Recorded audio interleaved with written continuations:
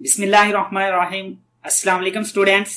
FSc math second year का chapter number 1 हम लोग डिस्कस कर रहे थे और कल के लेक्चर में हमने फंक्शन को बड़ी डिटेल के साथ डिफाइन किया था। फिर उसके चंद एक एग्जांपल्स को भी हमने डिस्कस किया था। उसके बाद फिर हमने फंक्शन की डोमेन, रेंज, उसके अलावा इंटरवल्स और कोड मेन वगैरह को भी हमने बड़ी डिटेल के साथ डिस्कस किया था। और आज मैंने सोचा कि सबसे पहले हम वेरिएबल को डिफाइन कर लें कि वेरिएबल क्या चीज है। होपफुली आप लोग पहले से वेरिएबल के साथ फेमिलियर होंगे, लेकिन यहाँ पे चंद एक चीजें इंपॉर्टेंट हैं जो कि आप लोगों को बताना जरूरी है, जिसमें सबसे पहले वेरिएबल की डेफिनेशन है कि वेरिएबल को हम डिफाइन किस तरह से करेंगे। तो याद रखें, an element which is capable of change, के मतलब जिसके अंदर चेंजिंग की कैपेबिलिटी हो, उसको हम क्या कहते हैं, वेरिएबल का नाम देते हैं। अब आप लोगों ने फर्स्ट ईयर के अंदर जितने भी क्वेश्चंस वगैरह सॉल्व किए थे तो वहां पे नॉर्मली वेरिएबल जो है वो हम एक्स, वाई और जी लेकर चल रहे थे। तो अब आपके माइंड में ये चीज नहीं आ जानी चाहिए कि जी सिर्फ और सिर्फ वेरिएबल जो है वो एक्स, वाई, जी ही है, बल्कि जितने भी अल्फाबेट्स हैं A B C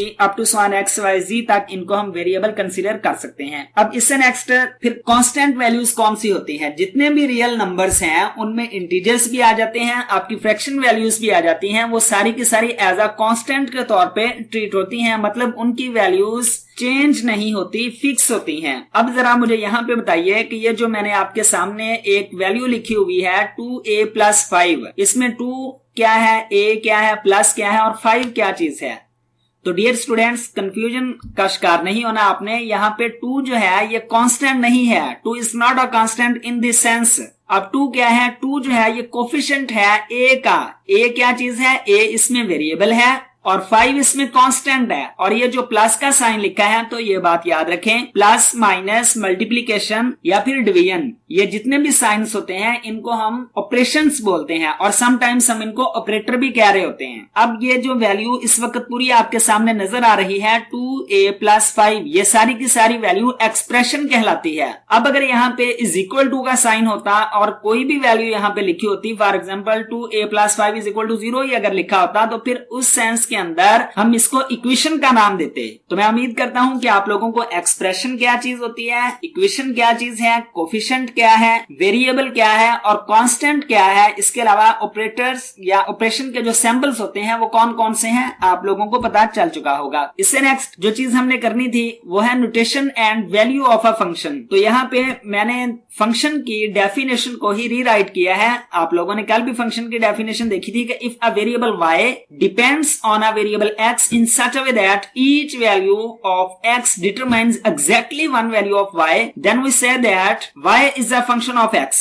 Dear students, कल के लेक्चर में भी हमने ये बात कही थी कि each value of x in x, मतलब कि x की हर वैल्यू के लिए y की एक यूनिक इमेज उसका बन रहा था। और यहाँ पे भी देखें exactly 1 का यही मतलब है, y की सिर्फ और सिर्फ एक ही वैल्यू आनी चाहिए। Then we say that y is a function of x. इसको हम mathematically y is equal to f of x के साथ राइट डाउन करेंगे और इसको हम रीड भी इसी तरह से करेंगे कि y is equal to f of x, या फिर हम इसको यूं भी रीड कर सकते हैं कि y is a function of x। और ये जो फंक्शन को इस नोटेशन के साथ लिखने का जो सिंबॉलिक वे है वो एक स्विस मैथमेटिशियन थे, लियोनार्ड यूलर, उन्होंने इसको इंट्रोड्यूस करवाया था। अब यहाँ पे एक नोट आप लोगों को बताता चलूं कि फंक्शन को नॉर्मली हम स्मॉल अल्फाबेट्स के साथ भी राइट डाउन कर सकते हैं और अपर केस अल्फाबेट्स के साथ भी हम राइट डाउन कर सकते हैं। अब वेरिएबल की दो डिफरेंट टाइप्स हैं, उनको भी हम डिस्कस कर लेते हैं, जिनमें एक वेरिएबल इंडिपेंडेंट होता है और दूसरा वेरिएबल डिपेंडेंट होता है। अब डिपेंडेंट और इंडिपेंडेंट वेरिएबल्स क्या है, if y is equal to f of x,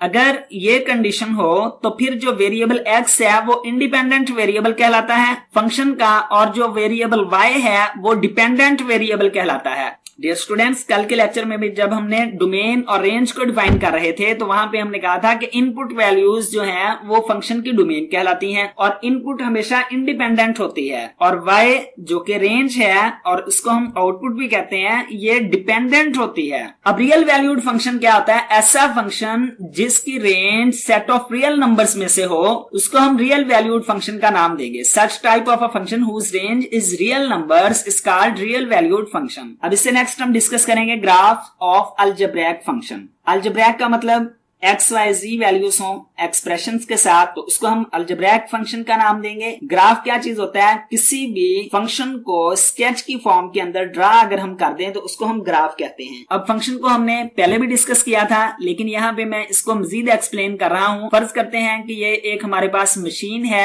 अब मशीन में क्या होता है कि हम कोई ना कोई इनपुट दे रहे होते हैं, और जो इनपुट है वो हमेशा इंडिपेंडेंट वैल्यू होती है, और फिर मशीन इस इनपुट के ऊपर क्या काम करती है, प्रोसेस करती है। प्रोसेस करने के बाद हमें कोई ना कोई आउटपुट मिलता है, और ये मैंने आपको कल भी बताया था कि हम फंक्शन को एज अ मशीन भी कंसीडर कर सकते हैं। तो उसी चीज को हम अब एक्सप्लेन कर रहे हैं, और ये बात याद रखें कि आउटपुट, अभी आपको मैंने बताया था प्रीवियस स्लाइड के अंदर भी, आउटपुट जो है हमेशा डिपेंड करती है, मतलब ये डिपेंडेंट वैल्यू होगी। अब इंडिपेंडेंट वैल्यू का मतलब, जिसको हमने डोमेन भी कहा था अभी प्रीवियस स्लाइड के अंदर, उसको हमने एक्स से रिप्रेजेंट कर रहे थे। तो मतलब ये एक्स इनपुट है इसकी, और आउटपुट इसकी क्या है, वाई है। अब डियर स्टूडेंट्स, यहाँ पे मैं इस चीज को जरा मजीद एक्सप्लेन कर दूं। तो जिस तरह से आटे वाली एक चक्की होती है, उसके अंदर हम क्या करते हैं, गंदम उसको इनपुट कर रहे होते हैं, और वो उसके ऊपर प्रोसेस करके हमें आटा डिलीवर करती है। तो देखें, ऐसा कभी भी नहीं होगा कि हमने वन टाइम गंदम डाली और हमें आटा मिला, दूसरी मर्तबा जब हम गंदम डाले तो वहां से हमें मैदा मिल जाए, मतलब ऐसा पॉसिबल नहीं है। तो इसलिए हर डोमेन वैल्यू के लिए आउटपुट जो है उसकी यूनिक होगी, एक से ज्यादा नहीं हो सकती, और डोमेन कभी भी फिर रिपीट नहीं होती। डोमेन जो है फंक्शन की वो रिपीट नहीं होती, हाँ रेंज वाली वैल्यूज जो है वो रिपीट हो सकती हैं। अब इसी चीज को हम फंक्शन की सेंस में हम इसको यूं राइट डाउन कर सकते हैं। अब यहाँ पे मैंने एक्सिस ड्रा किए हैं, एक्स एक्सिस और वाई एक्सिस, और ये एक हमने ग्राफ, किसी भी एक्सप्रेशन का एक ग्राफ ड्रा किया है, और इसको हमने चेक करना है कि आया ये ग्राफ किसी फंक्शन का है या नहीं। डियर स्टूडेंट्स, ये बात याद रखें, किसी भी ग्राफ को चेक करने के लिए कि आया ये ग्राफ किसी फंक्शन का ग्राफ है या नहीं, तो उसके लिए हम क्या करेंगे, एक वर्टिकल लाइन ड्रा कर देंगे। आप वर्टिकल लाइन किसी भी पॉइंट के ऊपर ड्रा कर सकते हो। मैंने यहाँ किसी से 2 पॉइंट्स के ऊपर वर्टिकल लाइंस को ड्रा कर दिया। अगर तो ये वर्टिकल लाइन हमारे ग्राफ को किसी एक पॉइंट के ऊपर इंटरसेक्ट करे तो इसका मतलब कि फिर वो फंक्शन का ग्राफ होगा। अगर मोर देन 1 पॉइंट्स के ऊपर इंटरसेक्ट करे तो फिर वो ग्राफ किसी फंक्शन का ग्राफ नहीं हो सकता। ये बात तो आप लोगों की बुक के अंदर भी लिखी है, लेकिन इस चीज को हम देखते हैं कि अगर एक लाइन के ऊपर इंटरसेक्ट कर रही है तो क्यों फंक्शन है, अगर 2 पॉइंट्स के ऊपर इंटरसेक्ट करती है तो फिर फंक्शन क्यों नहीं रहता। तो उसके लिए यहाँ पे देखें, अगर मैं इस वाली लाइन को कंसीडर करूं तो यहाँ पे देखें x की वैल्यू क्या है, -2, और -2x मतलब कि ये इनपुट है, इनपुट का मतलब डोमेन है। तो अब -2 के ऊपर हमें y की वैल्यू क्या मिल रही थी, 3, मतलब डोमेन अब रिपीट नहीं हो रही। ऐसा नहीं हुआ कि इसी -2 के ऊपर हमें y की कोई और वैल्यू भी मिले, मतलब x का जो इमेज बन रहा था इस वक्त यहाँ पे यूनिक है और वो 3 है। इसी तरह से अगर इस पॉइंट को हम कंसीडर करें तो यहाँ पे x की वैल्यू 4 है और y की वैल्यू क्या बन रही है, 7 बन रही है। और यहाँ पे भी इन दोनों पॉइंट्स के ऊपर कहीं भी हमारी डोमेन रिपीट नहीं हो रही। तो इसलिए हमने कहा ये जो ग्राफ है ये किसी फंक्शन का ग्राफ है। अब यहाँ पे दोबारा से हम एक और ग्राफ कंसीडर करते हैं। यहाँ पे ये मैंने एक्स एक्सिस और वाई एक्सिस को ड्रॉ किया। ड्रॉ करने के बाद यहाँ पे हमने एक ग्राफ बना लिया। अब ये सर्कल का ग्राफ है, इसको अब हमने चेक करना है कि ये फंक्शन है या नहीं। तो उसके लिए हम क्या करते हैं, यहाँ पे एक लाइन ड्रा कर लेते हैं। अब इस वक्त देखें यहाँ पे x की वैल्यू क्या है, 3 है और y की वैल्यू हमारे पास क्या आ रही है, 4। मतलब x की जो वैल्यू 3 है इसका मतलब इनपुट 3 है, इनपुट का मतलब डोमेन 3 है। इस डोमेन के ऊपर हमें आंसर क्या मिला, 4। अगर हम देखें तो इसी 3 के ऊपर यहाँ पे एक और -4 भी हमें आंसर मिल रहा है। यहाँ पे आप ग्राफ जरा अच्छा से ड्रा कर लेना, लेकिन कंफ्यूजन का शिकार नहीं होना कि यहाँ पे -4 यहाँ पे तो नहीं बन रहा था, यहाँ पे -2, जो भी आपकी वैल्यू बन रही है। लेकिन मेरे कहने का यह मतलब है कि डोमेन यहाँ पे आप देखें रिपीट हो रही है। एक ही डोमेन के ऊपर हमें डिफरेंट 2 आउटपुट मिल रही हैं, तो इसका मतलब फंक्शन के अंदर तो ये बात पॉसिबल ही नहीं है। तो फिर ये जो ग्राफ है ये किसी फंक्शन का ग्राफ नहीं हो सकता। इससे नेक्स्ट अब हम देखते हैं पीस वाइज फंक्शन के ग्राफ को डिस्कस करते हैं। तो इसकी डेफिनेशन पे जाने से पहले मैं आप लोगों को पीस वाइज फंक्शन का एक ग्राफ दिखा देता हूं। ये एक्स एक्सिस और वाई एक्सिस हमने कार्टेशियन कोऑर्डिनेट सिस्टम ड्रॉ किया। समटाइम्स आप लोगों ने ग्राफ देखे होंगे इस तरह के। अब इस ग्राफ का क्या मतलब है कि ये वाला जो पोर्शन है ये किसी एक एक्स और वाई के डिफरेंट मैपिंग के लिए है, और ये वाला जो ग्राफ हमारे सामने नजर आ रहा है ये एक्स और वाई की अदर मैपिंग के लिए है। तो अब यहाँ पे हम एक पीस वाइज फंक्शन देखते हैं। F of x is equal to, ये हमने ब्रैकेट्स के साथ ये फंक्शन की वैल्यूज लिखी हुई हैं। अब यहाँ पे x लेस देन 0 और x ग्रेटर और इक्वल टू 0 का मतलब क्या है, इसका मतलब ये है कि ये जो फंक्शन एफ ऑफ एक्स है ये x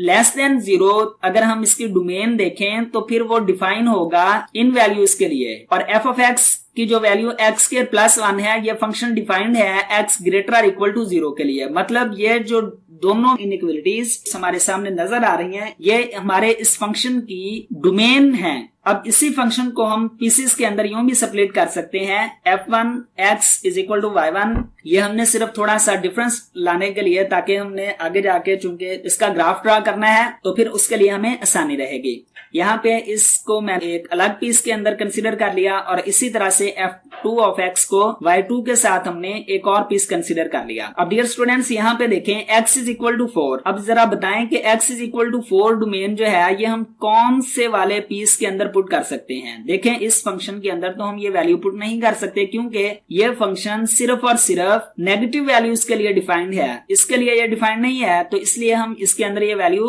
पुट नहीं कर सकते। अब हम इनके पेयर फाइंड आउट करते हैं ग्राफ ड्रॉ करने के लिए। तो सबसे पहले हम क्या करते हैं जी 0 पुट करते हैं इस फंक्शन के अंदर। जब इस फंक्शन में हम 0 पुट करेंगे तो हमारे पास आंसर क्या आएगा 0 और -2। जब हम -1 पुट करेंगे तो -3 आएगा y की वैल्यू, और इसी तरह से जब -2 पुट करेंगे तो y हमारे पास -4 आएगा। अब यहाँ पे ये आप लोगों ने कंफ्यूजन का शिकार नहीं हो जाना कि यहाँ पे 0 तो जो है ये स्ट्रिक्टली लेस देन है, इसकी डोमेन के अंदर हमने 0 क्यों पुट किया। तो डियर स्टूडेंट्स ये बात याद रखें कि डोमेन जो है ये हमेशा सेट ऑफ रियल नंबर्स में से होती है। ये कहां से है? सेट ऑफ रियल नंबर्स में से है। और ये बात याद रखें कि 0 और 1 के दरमियान में इनफाइनाइट रियल नंबर्स हैं जिनको हम काउंट भी नहीं कर सकते। तो अब हम क्या करते हैं, यहाँ पे ये मैंने एक्स एक्सिस और वाई एक्सिस को ड्रॉ कर लिया है। अब हम इसके ग्राफ को ड्रॉ करेंगे। अब देखिए जब एक्स की वैल्यू 0 है तो वाई हमारे पास क्या आ रहा है -2, मतलब -2 यहाँ पे कहीं पे होगा। चूंकि 0 जो है इसका पार्ट नहीं है तो इसलिए हम क्या करेंगे, यहाँ पे एक छोटा सा सर्कल ड्रॉ करेंगे और उसको हमने अनफिल्ड छोड़ देना है। अब इससे नेक्स्ट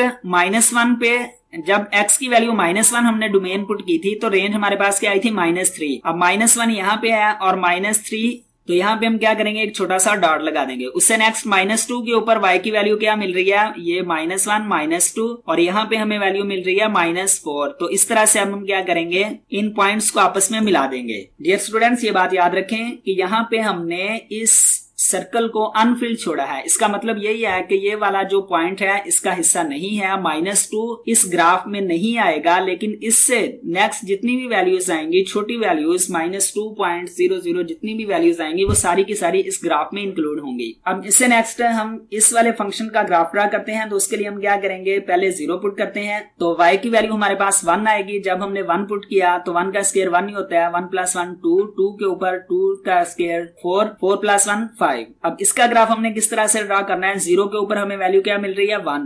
तो ये देखें x is equal to 0, y की वैल्यू 1। अब ये वाला पॉइंट इस ग्राफ के अंदर इंक्लूड करना है हमने। अब उससे नेक्स्ट 1 के ऊपर वैल्यू क्या है 1 और ये 2।